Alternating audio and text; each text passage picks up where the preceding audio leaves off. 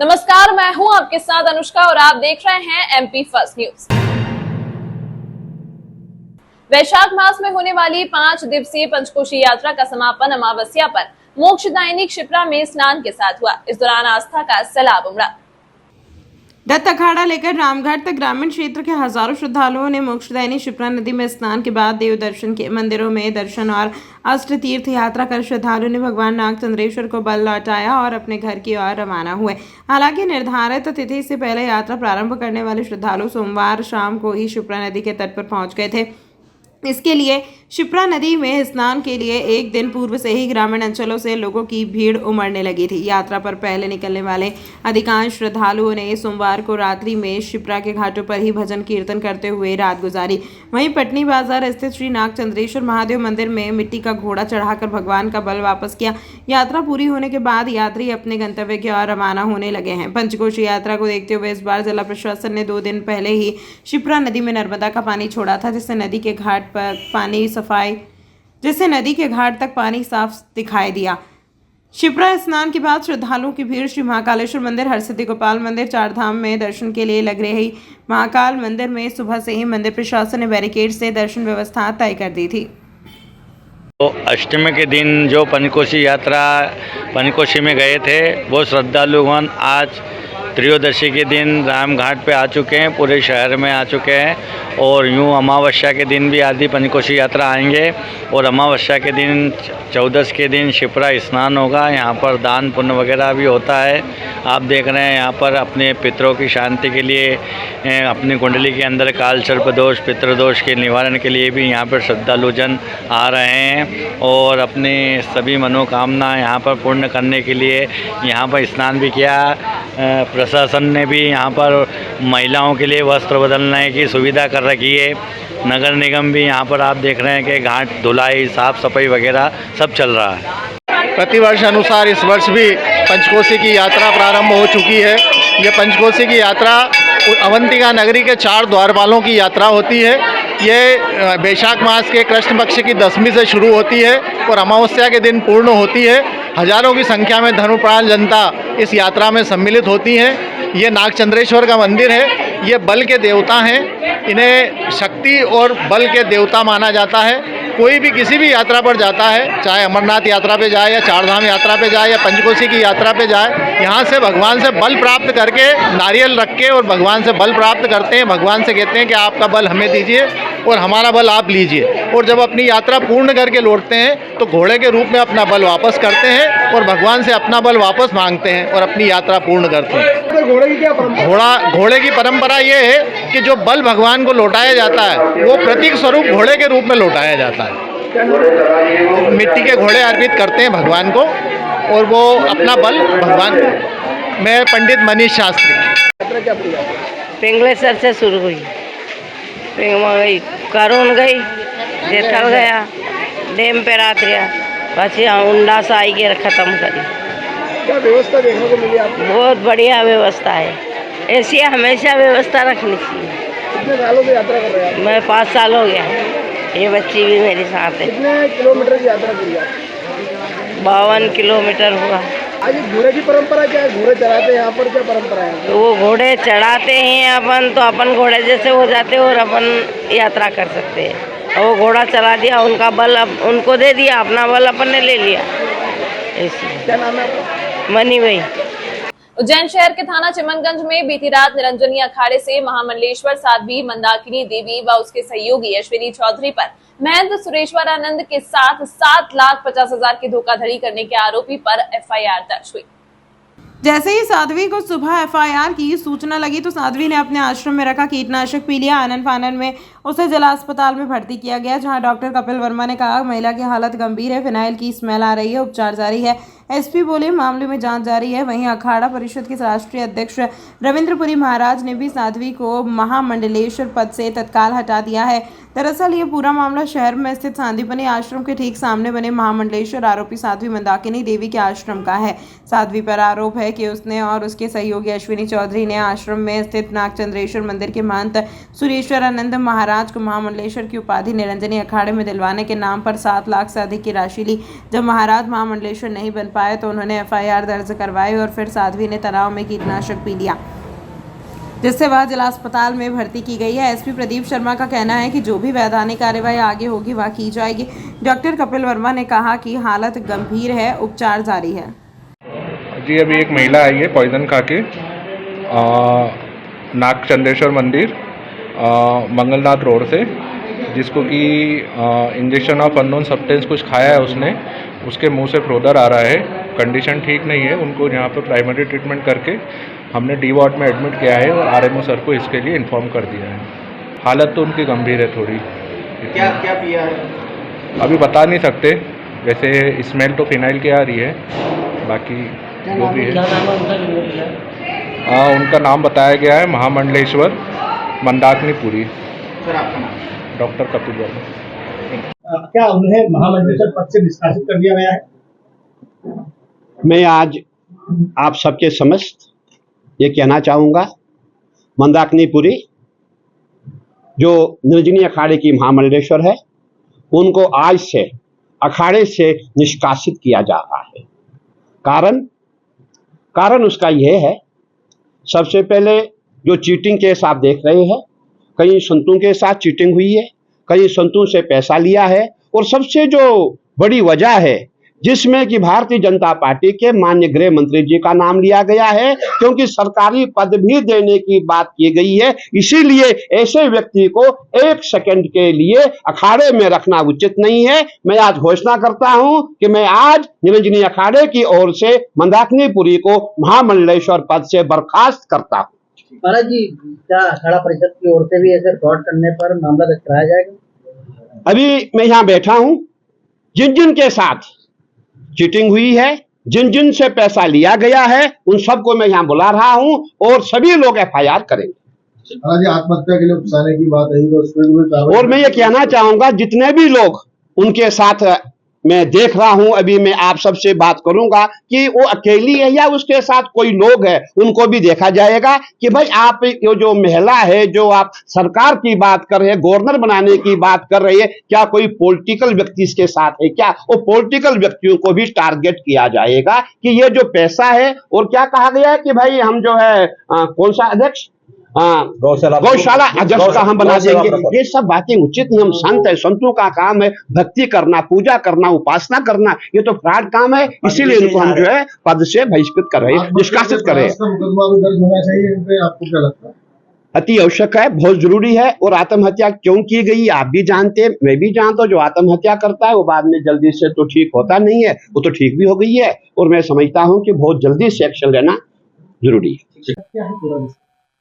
संत माता जी हैं, उनके संबंध में कल शहर के उज्जैन शहर के जो अन्य संत हैं उन्होंने एक शिकायत प्रस्तुत करी थी, जिसमें एक महात्मा जी से कुछ पैसे लेकर उनको महामंडलेश्वर की उपाधि देने संबंधी उन्होंने शायद फैसला किया है। उसके संबंध में कल रात में FIR दर्ज की गई थी। मामला भी विवेचना में। जानकारी प्राप्त हुई है जो माता जी, संत माता जी ने, उन्होंने आज किसी प्रकार के विषैले पदार्थ का सेवन किया है, जिनका उपचार जिला चिकित्सालय में चल रहा है। अभी उनकी स्थिति स्टेबल है। इसके संबंध में थाना प्रभारी वहीं डॉक्टरों से चर्चा कर रहे हैं और उसके संबंध में जो आवश्यक कार्रवाई की जाए। मंगलनाथ रोड स्थित संत आशाराम बापू के आश्रम पर श्री योग वेदांत समिति उज्जैन इंदौर कायथा के अनुयायियों द्वारा उज्जैन आश्रम से पंचकोशी यात्रा पर निकले श्रद्धालुओं को भोजन और शरबत का वितरण किया जा रहा है। आसाराम बापू आश्रम के संचालक शिवा भाई ने जानकारी देते हुए बताया कि प्रतिवर्ष की तरह इस साल भी श्रद्धालुओं को भोजन एवं शरबत का वितरण बुधवार शाम तक किया जाएगा। 2 दिनों तक आश्रम के बाहर स्टॉल लगाकर श्रद्धालुओं की सेवा की जाएगी। उज्जैन में इन दिनों 118 किलोमीटर लंबी पंचकोशी यात्रा निकल रही है, जिसमें लाखों श्रद्धालु पूरे मध्य प्रदेश से उज्जैन पहुंचे। यात्रा के दौरान श्रद्धालुओं को कोई तकलीफ न पहुंचे, इसका ध्यान रखते हुए श्री योग वेदांत समिति ने भोजन पानी की व्यवस्था की जा रही है। तपती धूप में जो लोग पंचकोशी की यात्रा पैदल कर रहे हैं, उन्हें भोजन और ठंडा शरबत पिला रहे हैं, ताकि वे तपती धूप में अपनी यात्रा आसानी पूर्वक पूरी कर सके। सुबह नाश्ते से लेकर दोपहर का खाना और शाम को चाय की व्यवस्था भी आश्रम के अनुयायियों द्वारा कराई जाती है। मंगलनाथ रोड स्थित संत आसाराम बापू के आश्रम पर बुधवार सुबह से शाम तक श्रद्धालुओं के भजन और शरबत की व्यवस्था उनके अनुयायियों द्वारा की गई है। इस मौके पर समिति की बड़ी संख्या में लोग उपस्थित थे। ये उज्जैन में जो 5 दिन से कोसी यात्रा है, इसी के निमित्त आज श्री योगदान सेवा आश्रम और श्री योगदान उज्जैन, संत श्री आसाराम जी आश्रम उज्जैन, ये सारे सब सेवादारी साधा है और यहाँ पंचकोसी यात्राओं की सेवा कर रहे हैं। ये पलाश का शरबत है जो गर्मी से राहत देता है। इसकी प्रकृति ठंडी होती है और ये कई प्रकार के पित्त संबंधी रोगों में भी है और कई सालों से सेवा चल रही है। सामने देख रहे हो ये श्री योगदान सेवा आश्रम कायथा से है, जो सालों से यात्रियों को बहुत ही व्यवस्था निःशुल्क देते हैं। भाव से ये आप सामने देख रहे होंगे, ये सारी सब सेवा रही है। सारा लंबा चौड़ा जो स्टॉल लगा है, ये यहाँ पलाश से शरबत लगा हुआ है और ये आश्रम जो अपना आंदीपनी आश्रम के पड़ोस में संत श्री आसाराम जी आश्रम, ये इनकी सेवा ये संभाल रहा है। देखो, बापू जी का उद्देश्य है, हमारे गुरु जी परम पूज्य संत श्री आसाराम जी बापू, उनका उद्देश्य है सबका मंगल सबका भला। तो ये सूत्र को लेकर के साधक शिष्य सबकी सेवाएं करते हैं और गरीबों में अपना भगवान को देखते हैं, उनका दर्शन करते हैं। लोग 118 किलोमीटर चल के आ रहे हैं और हम महाकाल की नगरी में उनका स्वागत करने का मौका मिल रहा है और इस बात की हमें काफ़ी प्रसन्नता हो रही है और काफ़ी खुशी है कि हम लोगों की सेवा कर पा रहे हैं। यहाँ पे ऑरेंज शरबत बांट रहे हैं हम लोग और सब्जी पूड़ी भी है, जिसको भूख लगे उसको भी दे सकते हैं। केले भी बांटे हम और सुबह पोहे भी बांटे थे और केले भी बांटे थे। क्या नाम है आपका? मेरा नाम चांदनी। संत श्री आसाराम जी बापू आश्रम से, आसाराम जी बापू के स्वप्रेरणा से ये इतनी तेज़ गर्मी में जो पंचकोशी यात्री अपने 108 किलोमीटर की पूरी यात्रा पूर्ण कर करके यहाँ आए हैं, हम उनके स्वागत जो यहाँ पर उनके लिए ठंडा शरबत, उनके लिए भोजन व्यवस्था और उनके लिए सुबह नाश्ते की व्यवस्था की गई है ताकि वो अपनी कुछ हमें भी सेवा का मौका मिले और उनको भी गर्मी से और भूख से थोड़ी राहत मिले। लगभग कितना लीटर ठंडे वितरण कर दी होगी आपने? यहाँ करीबन 8 कुंटल शरबत का वितरण हो चुका है और आज पूरा दिन भर चलेगा और इसी प्रकार से कल का दिन भी यही काम पूरा चलेगा। पूरी सब्जी भी है। शाम भारतीय जनता पार्टी किसान मोर्चा के प्रदेश अध्यक्ष और होशंगाबाद से सांसद प्रत्याशी दर्शन सिंह ने आज बाबा महाकाल के दरबार में मत्था टेका। अब की बार 400 पार सीट लोकसभा में जीतने को लेकर बाबा से आशीर्वाद लिया। भारतीय जनता पार्टी मध्य प्रदेश के प्रदेश अध्यक्ष और होशंगाबाद के सांसद प्रत्याशी अपना वोट डालने के बाद बाबा महाकाल के दरबार में उज्जैन पहुंचे। यहां उन्होंने गर्भगृह की चौखट से बाबा महाकाल का पूजन करने के बाद नंदी हॉल में बैठकर बाबा का ध्यान किया। मीडिया से चर्चा में प्रदेश अध्यक्ष दर्शन सिंह ने बताया कि बाबा महाकाल के दर्शन कर प्रधानमंत्री मोदी के नेतृत्व में 400 पार की सरकार बनने का आशीर्वाद मांगा है। साथ ही उन्होंने किसान और आम नागरिकों से मतदान अधिक से अधिक संख्या में करने की अपील की है। महाकाल मंदिर में दर्शन के दौरान उनके साथ भाजपा के नेता मौजूद रहे। आज मध्य प्रदेश सहित पूरे देश में तीसरे चरण का मतदान और मैं भगवान महाकाल से यही कामना करता हूं कि देश की समृद्धि के लिए लोग सबसे पहले तो ज़्यादा से ज़्यादा वोट का प्रयोग करें और सभी लोग वोट डालें, ऐसा उनसे आह्वान है। और भगवान महाकाल हम सब पर आशीर्वाद बरसाएंगे और माननीय मोदी जी के नेतृत्व में हमारा देश विश्व गुरु बनेगा। वोट प्रतिशत कम होता जा रहा है, किसानों से किस प्रकार की अपील करेंगे आप? संपूर्ण किसान समाज से और संपूर्ण वर्गों से, हर वर्ग से निवेदन है कि ज्यादा से ज्यादा वोट करें और दिन प्रतिदिन हमारा, पिछली बार मैं भी होशंगाबाद से प्रत्याशी हूँ, 68% से ऊपर रहा, लेकिन अब और ज्यादा बढ़े उसके लिए लगातार हम सब ने, और हमारा वोटर और खासकर भारतीय जनता पार्टी का वोटर तो वोट कर रहा, कांग्रेस में निराशा, इसलिए वो वोट नहीं करते।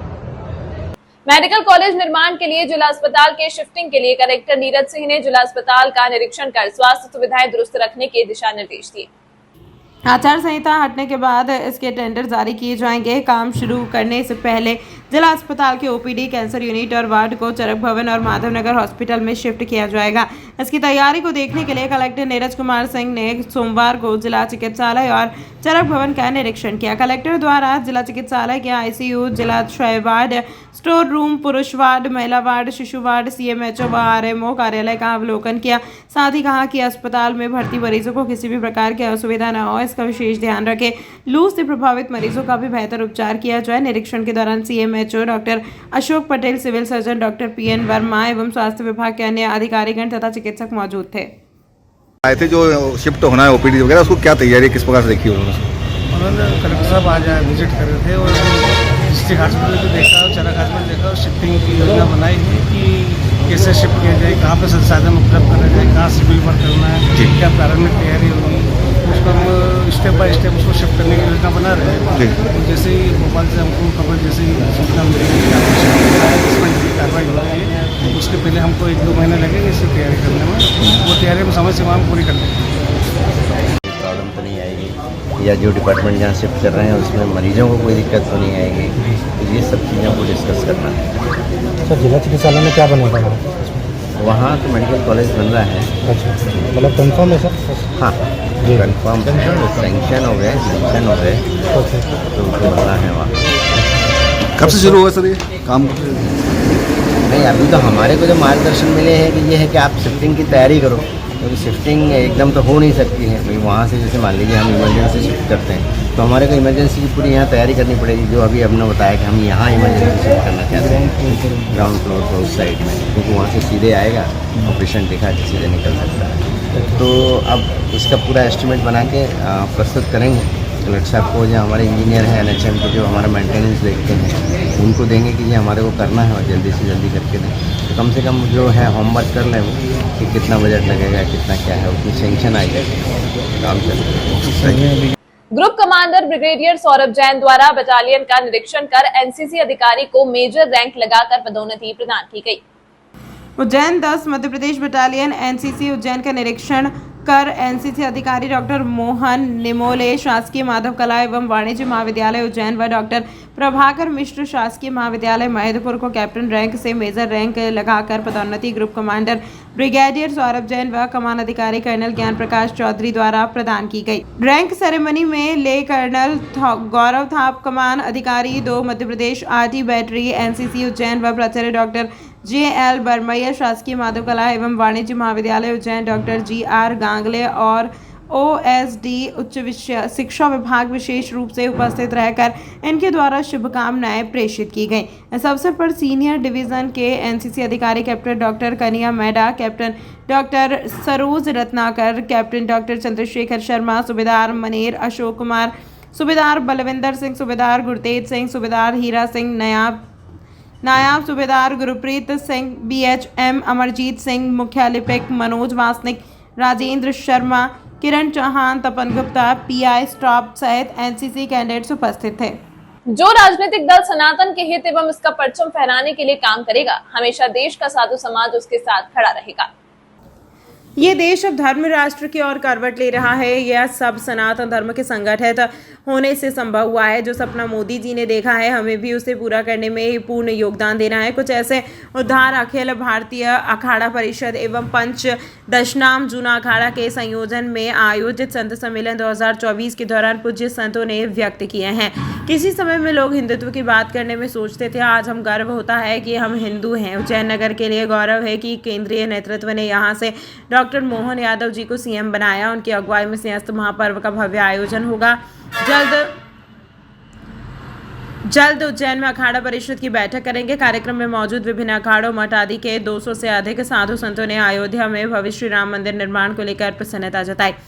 कार्यक्रम से पूर्व भाजपा प्रत्याशी सांसद अनिल फिरोजिया ने सभी संतों को पुष्पमाला पहनाकर स्वागत किया एवं उनका आशीर्वाद लिया। साथ ही अखिल भारतीय अखाड़ा परिषद प्रवक्ता डॉक्टर गोविंद सोलंकी, पंडित संजय दिवटे, शक्ति सिंह चौधरी, आशुतोष सैनी आदि भक्तों ने सभी संतों का स्वागत किया। कार्यक्रम के अंत में अखाड़ा परिषद के अध्यक्ष रविंद्रपुरी जी महाराज ने सभी उपस्थित संतों, भक्तों एवं बटुकों को राष्ट्रहित में मतदान अवश्य करने की शपथ दिलाई। सम्मेलन था। आज हमने सभी सनातनियों से आह्वान किया है, जितने भी सनातनी हैं जो ये जानते हैं किस पार्टी ने क्या कार्य किया है, कौन सी पार्टी ने सनातन पे काम किया है, कौन सी पार्टी ने राम मंदिर पे काम किया है। जिसने राम मंदिर पे काम किया है, जिसने महाकाल पे काम किया है, जिसने ओमकारेश्वर में काम किया है, जिसने पूरे भारत में जितने मठ व मंदिरों पे काम किया है, उसी पार्टी को आप अपना वोट दें। और जो आने वाला 13 मई को सभी जितने हम लोग, जितने हम घर में, जितने भी परिवार में जितने भी मेंबर है, वो अपना मतदान अवश्य करें। यही आज हमने शपथ दिलाई है।